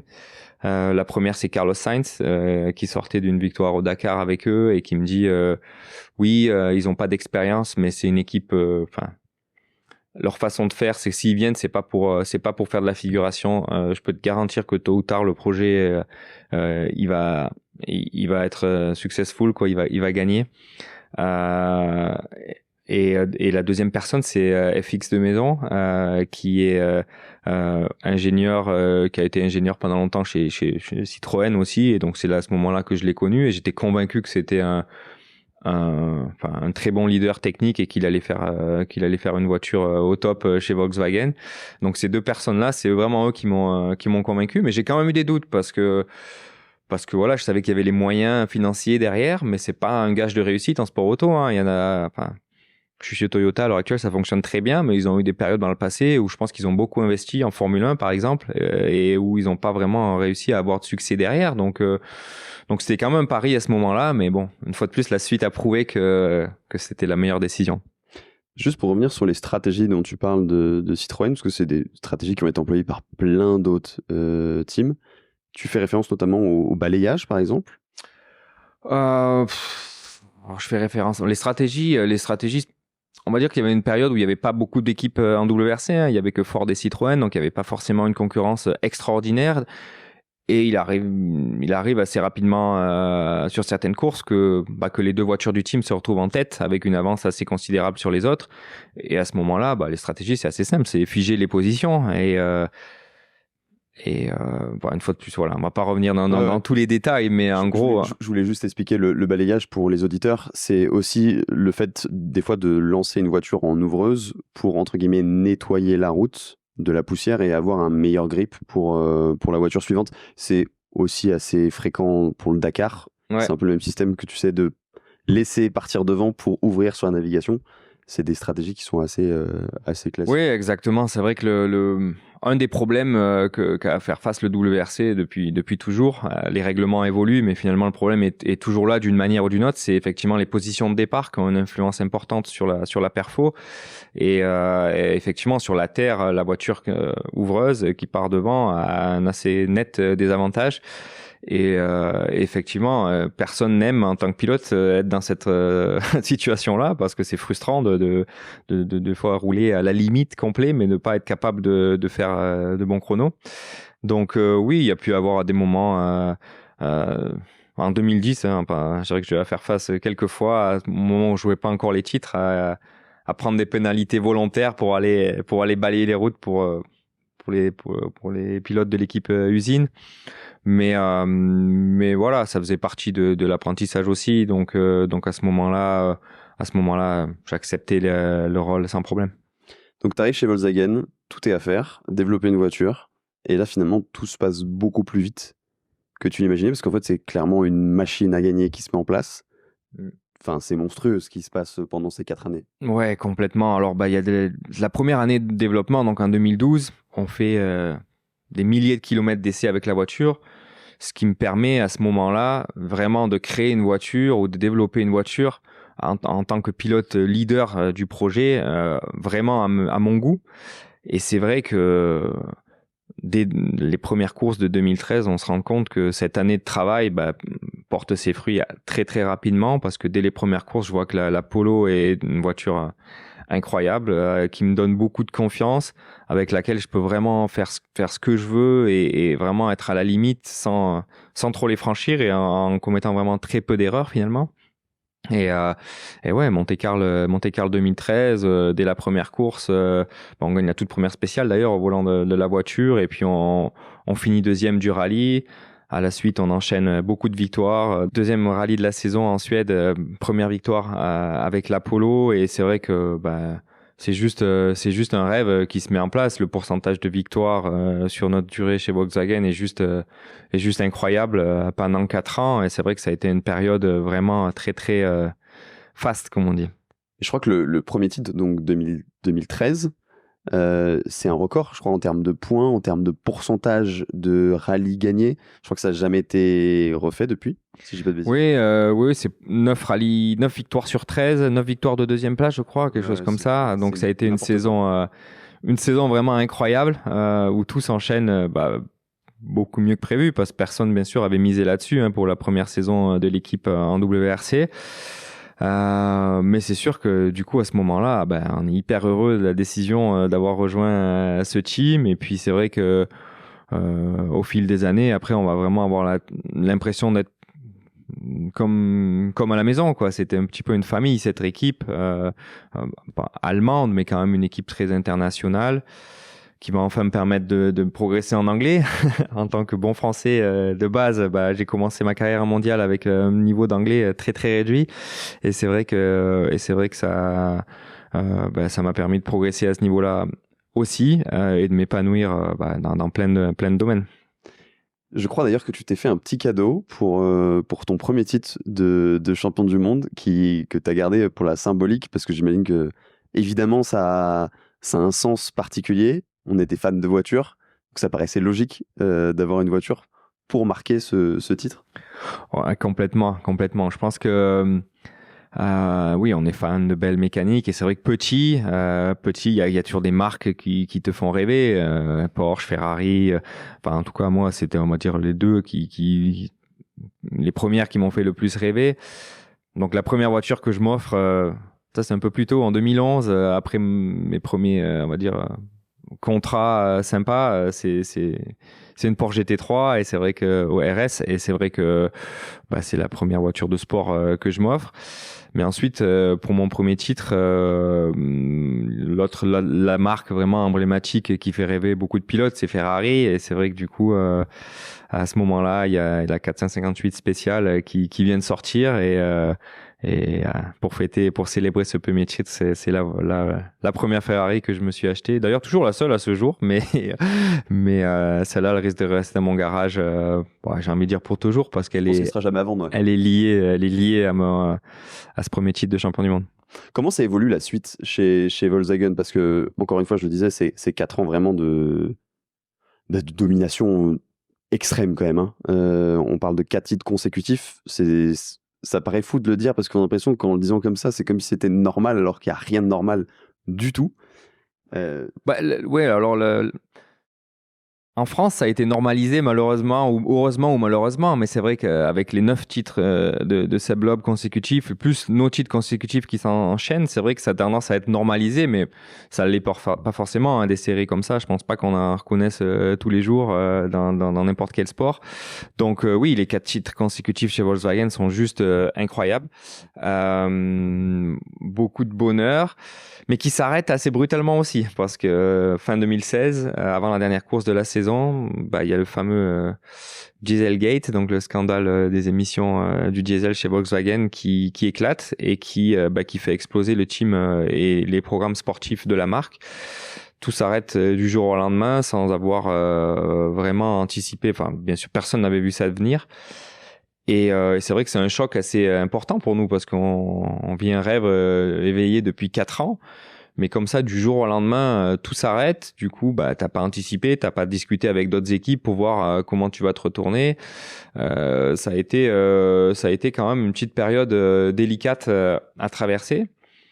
J'ai toujours, évolué tout seul dans le milieu. C'est-à-dire que j'ai jamais eu de manager à mes côtés.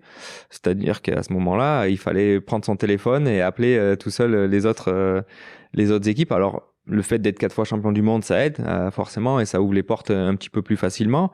Mais malgré tout, en WRC, il n'y a pas 50 équipes. Du coup, il faut quand même prendre la décision assez rapidement. Et donc, à ce moment-là, il y a 2 vraies options qui s'offrent à moi. C'est soit M-Sport avec Ford, soit Toyota qui revient en WRC. Et du coup, 2 options assez différentes, parce qu'une fois de plus, Toyota qui arrive avec des moyens forcément importants, le premier ou deuxième à l'époque constructeur mondial, d'ailleurs en bataille avec Volkswagen à ce moment-là. On sait que ça va être un projet qui risque de gagner tôt ou tard aussi, mais ils sont vraiment... à l'inverse de Volkswagen qui a pris 1 an pour développer, eux, ils arrivent là où quelques mois plus tard, la voiture va être en course, mais elle a quand même encore beaucoup de travail avant d'être perfo. Donc j'essaye la voiture sur un petit test rapidement dans le sud de l'Espagne et je me vois tout de suite que la route est encore longue quand même. J'imagine pas que cette voiture va être capable d'être compétitive la saison suivante.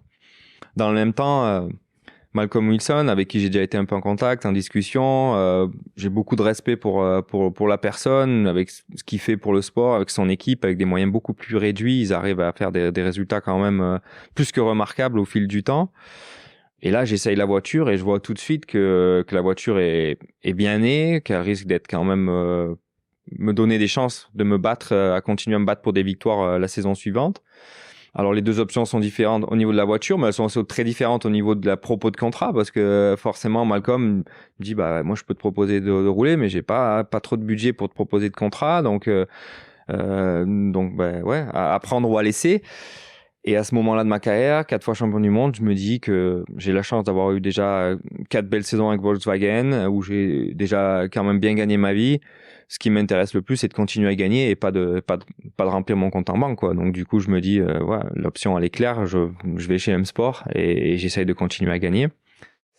Et puis ça en déroule 2 autres années hyper enrichissantes pour moi, avec 2 titres, avec une équipe semi-usine, parce que M-Sport, ça reste quand même une équipe privée qui a un petit soutien de Ford, mais le soutien est quand même pas comparable du tout à ce que les autres équipes font en WRC.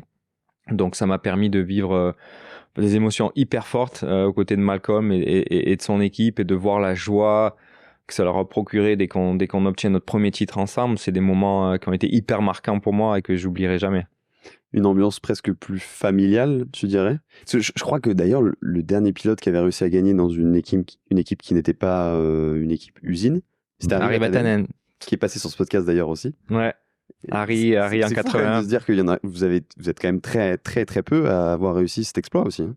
Ouais, on est peu. Et puis c'était quand même une autre époque, parce que on parle de 1981, quoi. Donc c'est pas du tout. Je pense que les choses ont beaucoup évolué, et comme de partout, tout s'est beaucoup plus professionnalisé. Donc je pense que c'est de plus en plus difficile de réaliser des histoires comme ça. Pour la petite histoire, Harry, on a toujours un petit Harry à qui je passe le bonjour, qui est quelqu'un que j'apprécie beaucoup. Il a toujours tendance on a notre petit notre petit running gag qui est que il y a un record que je lui enlèverai jamais, c'est d'avoir un record, c'est pas un record, il a pas le record, mais en tout cas il a été champion du monde plus jeune que moi.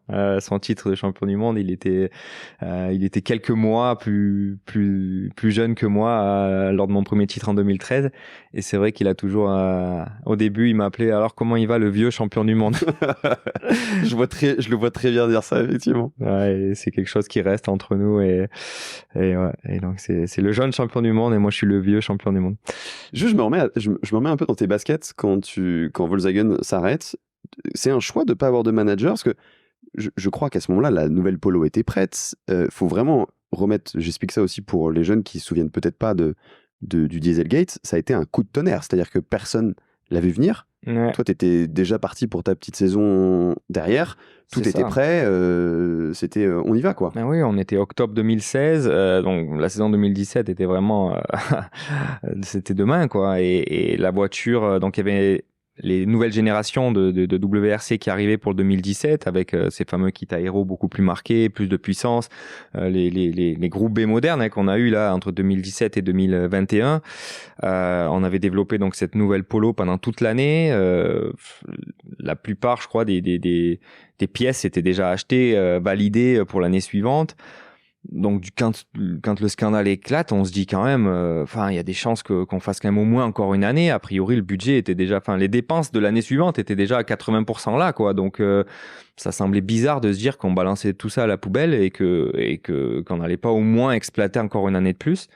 Sauf que malheureusement, les dirigeants de la marque et du groupe ne peuvent pas à ce moment-là, en tout cas, n'ont pas envie de faire face aux problèmes d'image, de devoir licencier des milliers de personnes, et dans le même temps de dire qu'il y a quand même encore un programme en sport automobile qui se déroule, même si, une fois de plus, quand on sait connaît les détails en coulisses et qu'on voit que les chiffres, on se dit ça a quand même été un beau gâchis de jeter tout ça à la poubelle, alors que la plupart des dépenses étaient déjà effectuées, quoi. Mais ouais, ça a été un sacré choc. J'ai l'impression qu'à chaque fois, tu vois, il y a eu un espèce de coup du destin qui t'a emmené dans une autre direction, qui était finalement la bonne, puisque là on reparle de 2 titres, donc saison 2017-2018 avec M-Sport. Une première, on va dire un premier titre qui est moins serré que le deuxième. Le deuxième, ça a été ça se joue la dernière vraie bataille. Ouais. Non, c'est clair que ce destin, finalement, après coup, je suis presque heureux que ça me soit arrivé, quoi. Parce que, non, j'en suis très heureux parce que j'ai vécu une carrière incroyable et hyper riche.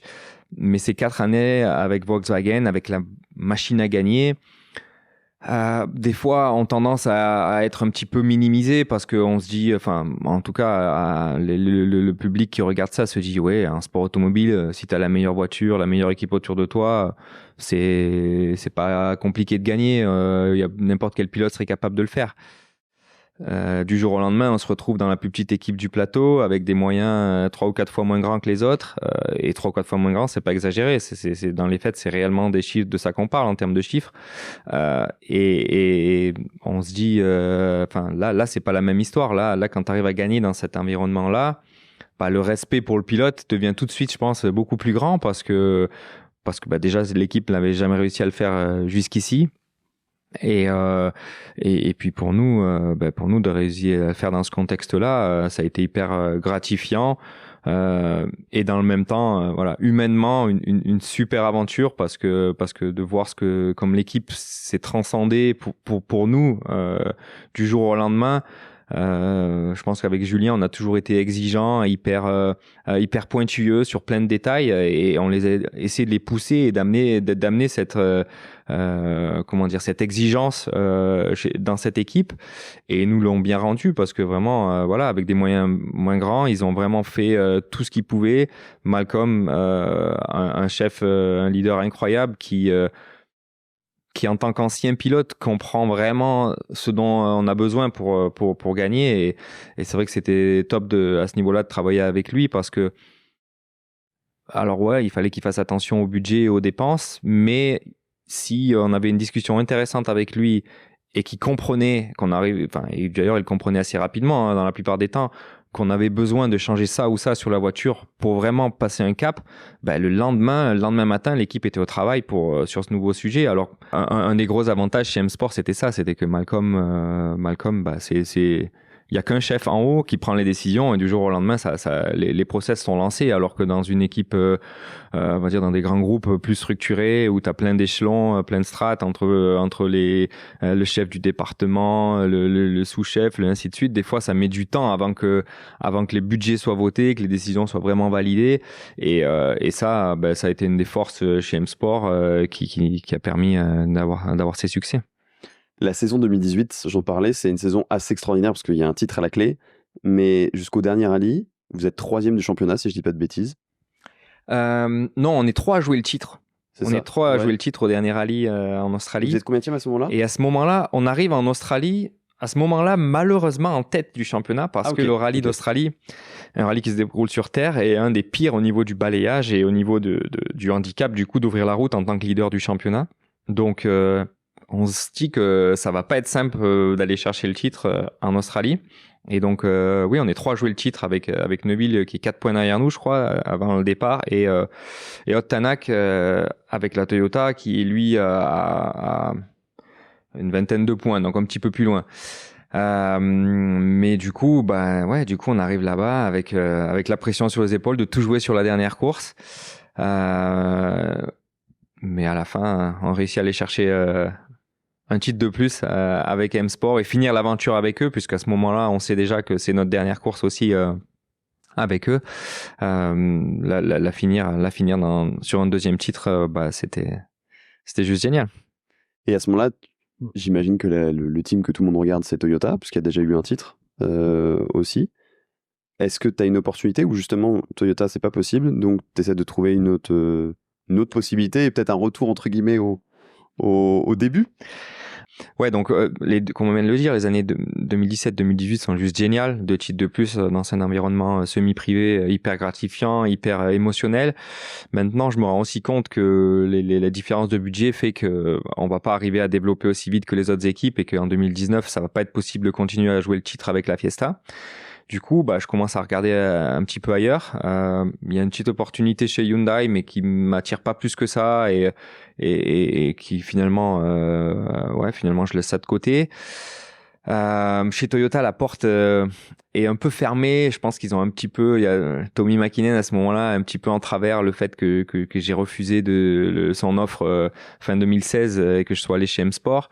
Du coup, finalement, l'opportunité la plus intéressante à mes yeux, c'est de retourner chez Citroën.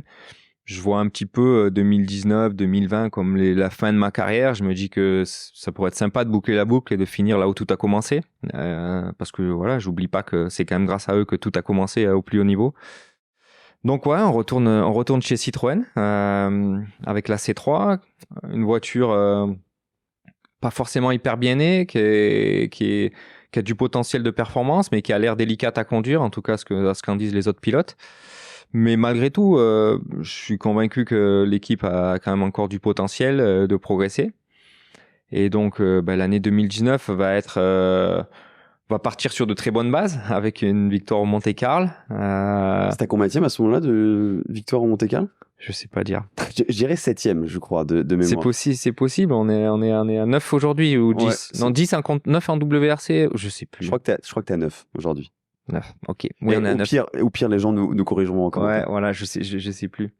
Je devrais savoir quand même, Monte-Carlo, ça a toujours été. Mais c'est vrai que les chiffres, ça a été quelque chose d'important pour moi au début de ma carrière. C'est quelque chose qui était, oui, allez, essayer d'aller battre ce record, faire ci, faire ça. Au plus j'avance dans la vie, au plus je me dis que les chiffres, c'est pas ça qui te rend heureux au quotidien, quoi. Et que c'est plus finalement les émotions, les expériences que tu vis et voilà, le plaisir que j'ai encore là. Si je fais des courses encore aujourd'hui, c'est pas pour augmenter les chiffres, mais c'est pour continuer à avoir ces doses d'adrénaline et les émotions que ça procure. Mais donc ouais, l'année 2019 commence très bien, victoire au Monte-Carlo. On est plus ou moins en bataille sur le début de saison pour se battre. Malgré tout, c'est compliqué. Ça évolue pas aussi bien que je voudrais. On est dans un process où, à l'inverse de chez M-Sport, j'ai quand même l'impression que les évolutions mettent du temps à arriver, qu'il y a une envie de certaines personnes dans l'équipe se battent très fort pour qu'on aille de l'avant. J'ai un peu l'impression qu'il y en a d'autres qui en font peut-être un peu moins, que c'est pas l'équipe Citroën Sport que je connaissais de ma première expérience chez eux, que ça a beaucoup changé quand même. D'ailleurs, je pense que même il y en a certains dans l'équipe qui pensent que je m'investis pas autant que ce que j'ai pu faire par le passé. Et de mon côté, j'ai quand même l'impression de donner encore beaucoup. Et d'ailleurs, la suite et les années suivantes ont prouvé qu'on avait quand même encore du potentiel. Bon, malheureusement, pas l'alchimie quoi en fait. Ouais, malheureusement, le maillot prend pas quoi. Ouais, on n'arrive pas à avoir les succès qu'on veut. Et sur une période qui était censée durer 2 ans, se présente une nouvelle opportunité qui n'était pas attendue. Notre coup du destin assez positif pour nous fin 2019. Et Oroit Tanak, qui vient de remporter son premier titre chez Toyota, décide de quitter Toyota à la surprise générale, j'ai envie de dire. Et du coup, du jour au lendemain, il y a Tommy qui me rappelle et qui là du coup redevient intéressé pour m'avoir. Et à ce moment-là, dans un environnement qu'on vient de le dire, qui fonctionne pas super bien, où on a quand même pas mal de mal à avoir les perfons qu'on veut avoir avec la C3, je prends la décision de quitter, de casser le contrat au milieu. Sur un contrat de 2 ans, on en fait une fois de plus qu'une chez Citroën. Finalement, on arrivait à chaque fois à en faire qu'un, comme en 2011 où on en fait qu'un sur 3. Là, on en fait 1 sur 2. 1 sur 2, quoi.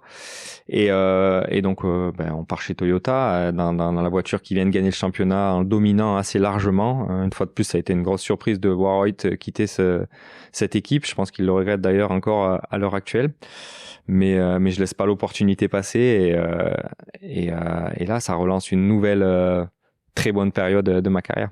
Parce qu'à ce moment-là, en fait, tu étais plus dans l'optique de te dire je vais terminer chez Citroën.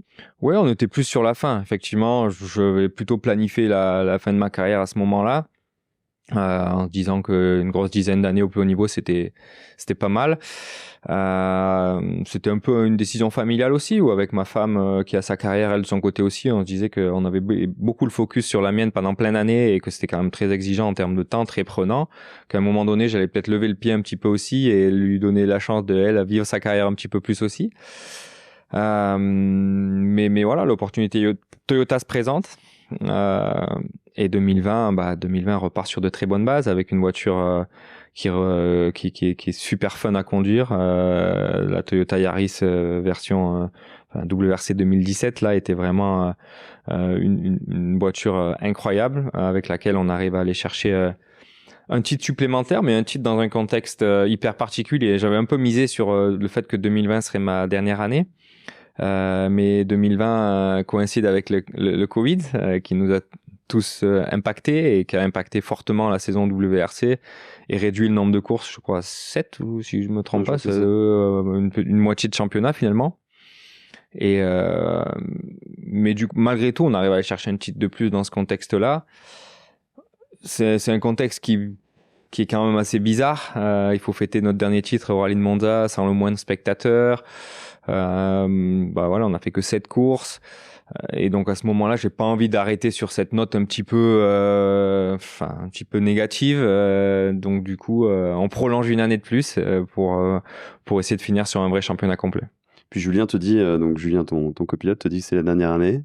Donc, faut finir un peu en feu d'artifice, quoi. Il me le dit pas. Je crois qu'il me le dira plus tard, ça. Je crois qu'il me le dira plus tard, plutôt que sur la fin 2021. Mais c'est vrai que 2021, après, nous permet de refaire une saison complète, d'aller chercher un titre de plus, de fêter ce dernier titre ensemble à Monza, avec de la pression quand même, parce qu'il fallait jouer le titre à la dernière course une fois de plus. Et ouais, content d'avoir réussi à valider ce dernier titre pour la dernière course avec Julien et de lui permettre de sortir par la grande porte.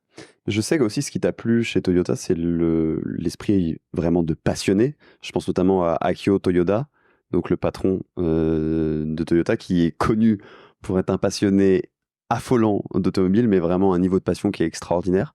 C'est ça aussi qui t'a plu chez Toyota ? Je pense que la chance que j'ai d'avoir eu cette carrière quand même très riche, hein, le fait d'avoir évolué dans plein d'équipes différentes, avec plein de cultures différentes, c'est commencé dans un environnement très français chez Citroën, l'équipe Volkswagen avec une majorité allemande, très internationale quand même. Après le Team M Sport qui était basé en Angleterre, pareil, un noyau anglais, qui reste quand même une team assez internationale.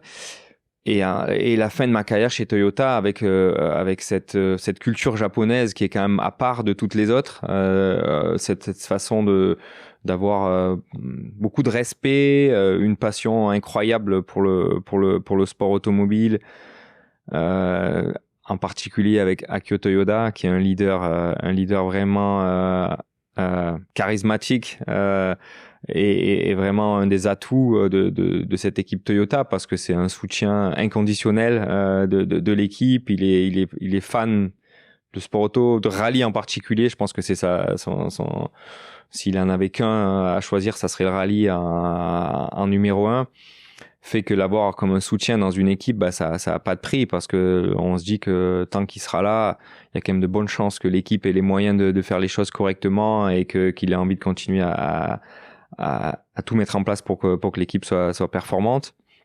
Mais c'est vrai que c'est des expériences uniques d'être côtoyé à lui. J'ai jamais vu un autre leader d'un groupe qui est d'ailleurs le plus gros groupe constructeur au monde, quoi, et qui soit autant impliqué dans le programme sport auto. Normalement, ça existe pas, quoi. Normalement, s'ils ont un pouvoir décisionnel, mais on a tendance à jamais les voir, ces personnes-là. Et lui, il est là, il est présent dans le projet.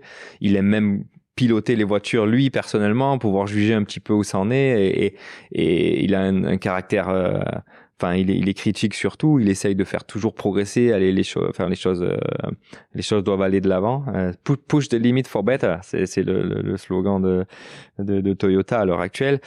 On arrive la Yaris GR de série qu'on voit sur la route de tous les jours aujourd'hui, qui est une voiture moderne qui se fait plus chez aucun autre constructeur, je dirais, qui reste abordable économiquement, mais qui offre des performances incroyables et qui est vraiment dérivé issu de la compétition. Les pilotes du WRC ont été impliqués dans le développement, on a été amené à les conduire sur des vrais spéciales de rallye d'ailleurs, hein, dans les pousser vraiment à des conditions extrêmes qui ont peu de chances d'être utilisées dans la vie de tous les jours. Donc ouais, un environnement hyper intéressant, hyper enrichissant, et c'est vrai que je m'estimais très chanceux, très heureux d'avoir pu vivre toutes ces émotions et toutes ces expériences durant ma carrière. Après 8 titres de champion du monde, maintenant tu fais un peu des piges, c'est-à-dire que tu choisis un peu les rallyes que tu as envie de faire justement pour trouver le meilleur équilibre entre vie de famille et continuer à avoir ces shots d'adrénaline comme tu dis.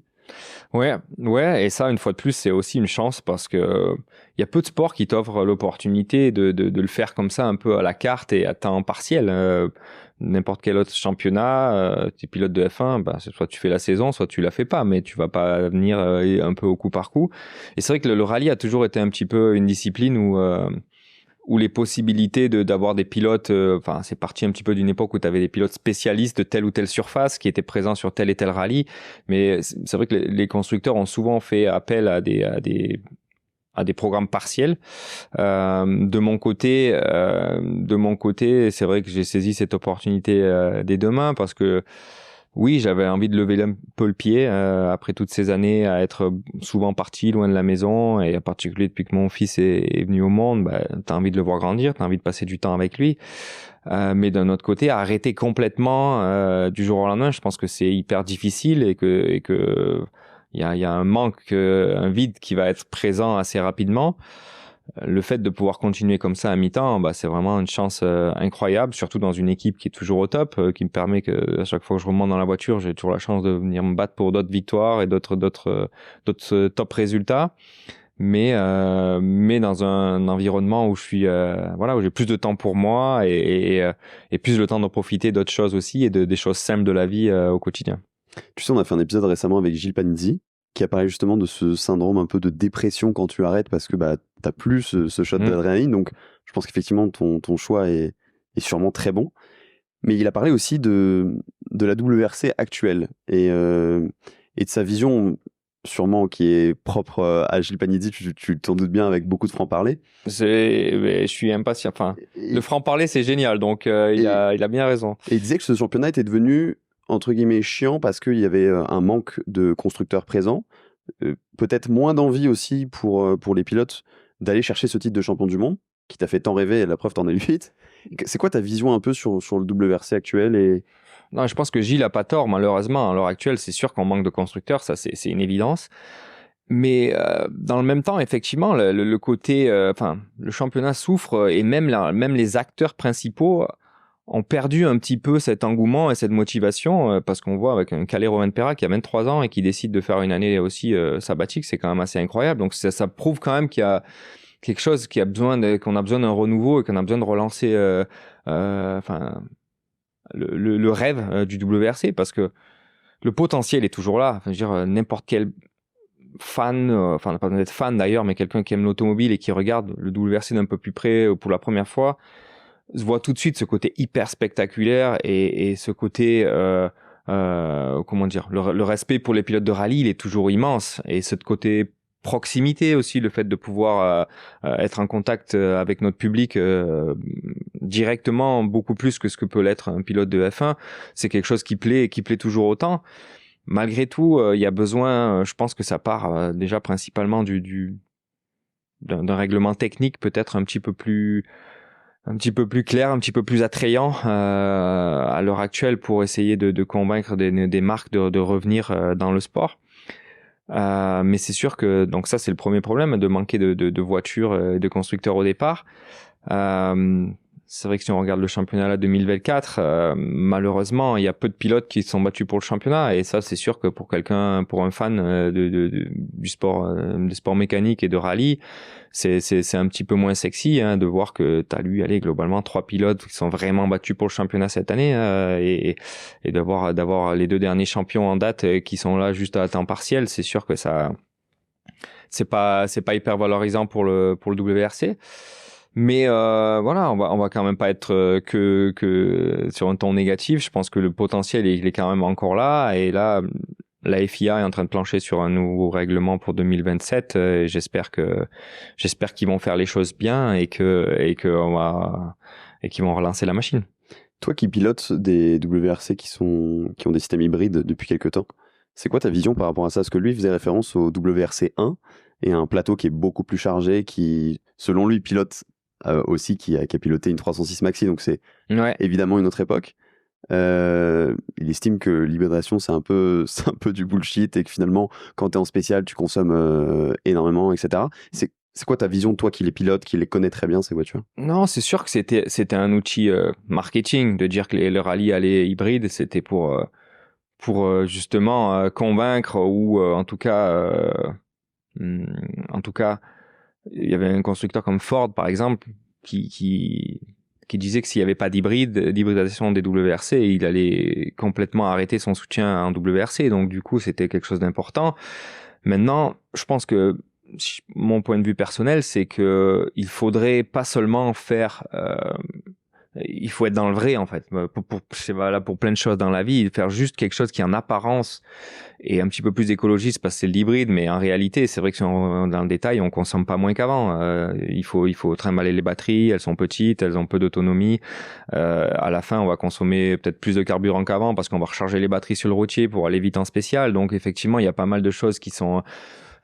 on va dire qui cloche dans cette histoire. Donc moi je pense que on y revient à ce règlement technique qui soit plus clair et qui soit vraiment innovant à nouveau, qui ramène un côté innovant sur des technologies dont on a besoin notre planète pour atteindre les niveaux d'émissions qu'on se fixe pour l'avenir.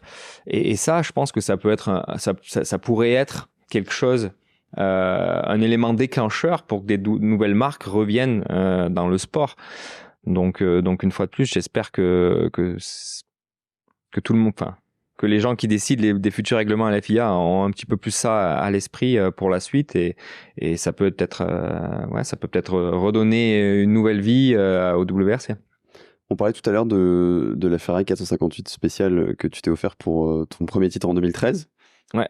Est-ce que tu as le temps d'en profiter de temps en temps de ces voitures maintenant que tu habites à Munich? Parce que j'ai pas l'impression que les routes soient les plus adaptées pour profiter de ces voitures. Non, je dis souvent, il y a quelque chose qui cloche un petit peu, qui cloche. J'ai grandi dans un environnement dans les Hautes-Alpes où j'ai le meilleur terrain de jeu avec des routes extraordinaires autour de chez moi, mais à l'époque, j'avais pas un sou pour m'acheter des voitures de sport, donc si je les avais pas, aujourd'hui, effectivement, à Munich, alors il y a les autobahns où on peut faire de la vitesse, mais la vitesse tout droit en ligne droite, c'est pas ce qui me donne le plus de plaisir. Maintenant, c'est des voitures qui sont belles à regarder quand même, et de temps en temps, j'essaye de faire quelques petits virées avec, mais c'est vrai que je suis honnête, elles ont pas beaucoup de kilomètres au compteur encore et que j'ai besoin de retourner un petit peu plus souvent voir mes parents dans les Hautes-Alpes pour avoir on va dire le terrain de jeu idéal pour les exploiter. Pour dégourdir cette Ferrari, et j'imagine aussi cette Yaris GR édition Ogier, puisque tu as fait référence tout à l'heure, j'imagine que tu en as reçu une aussi.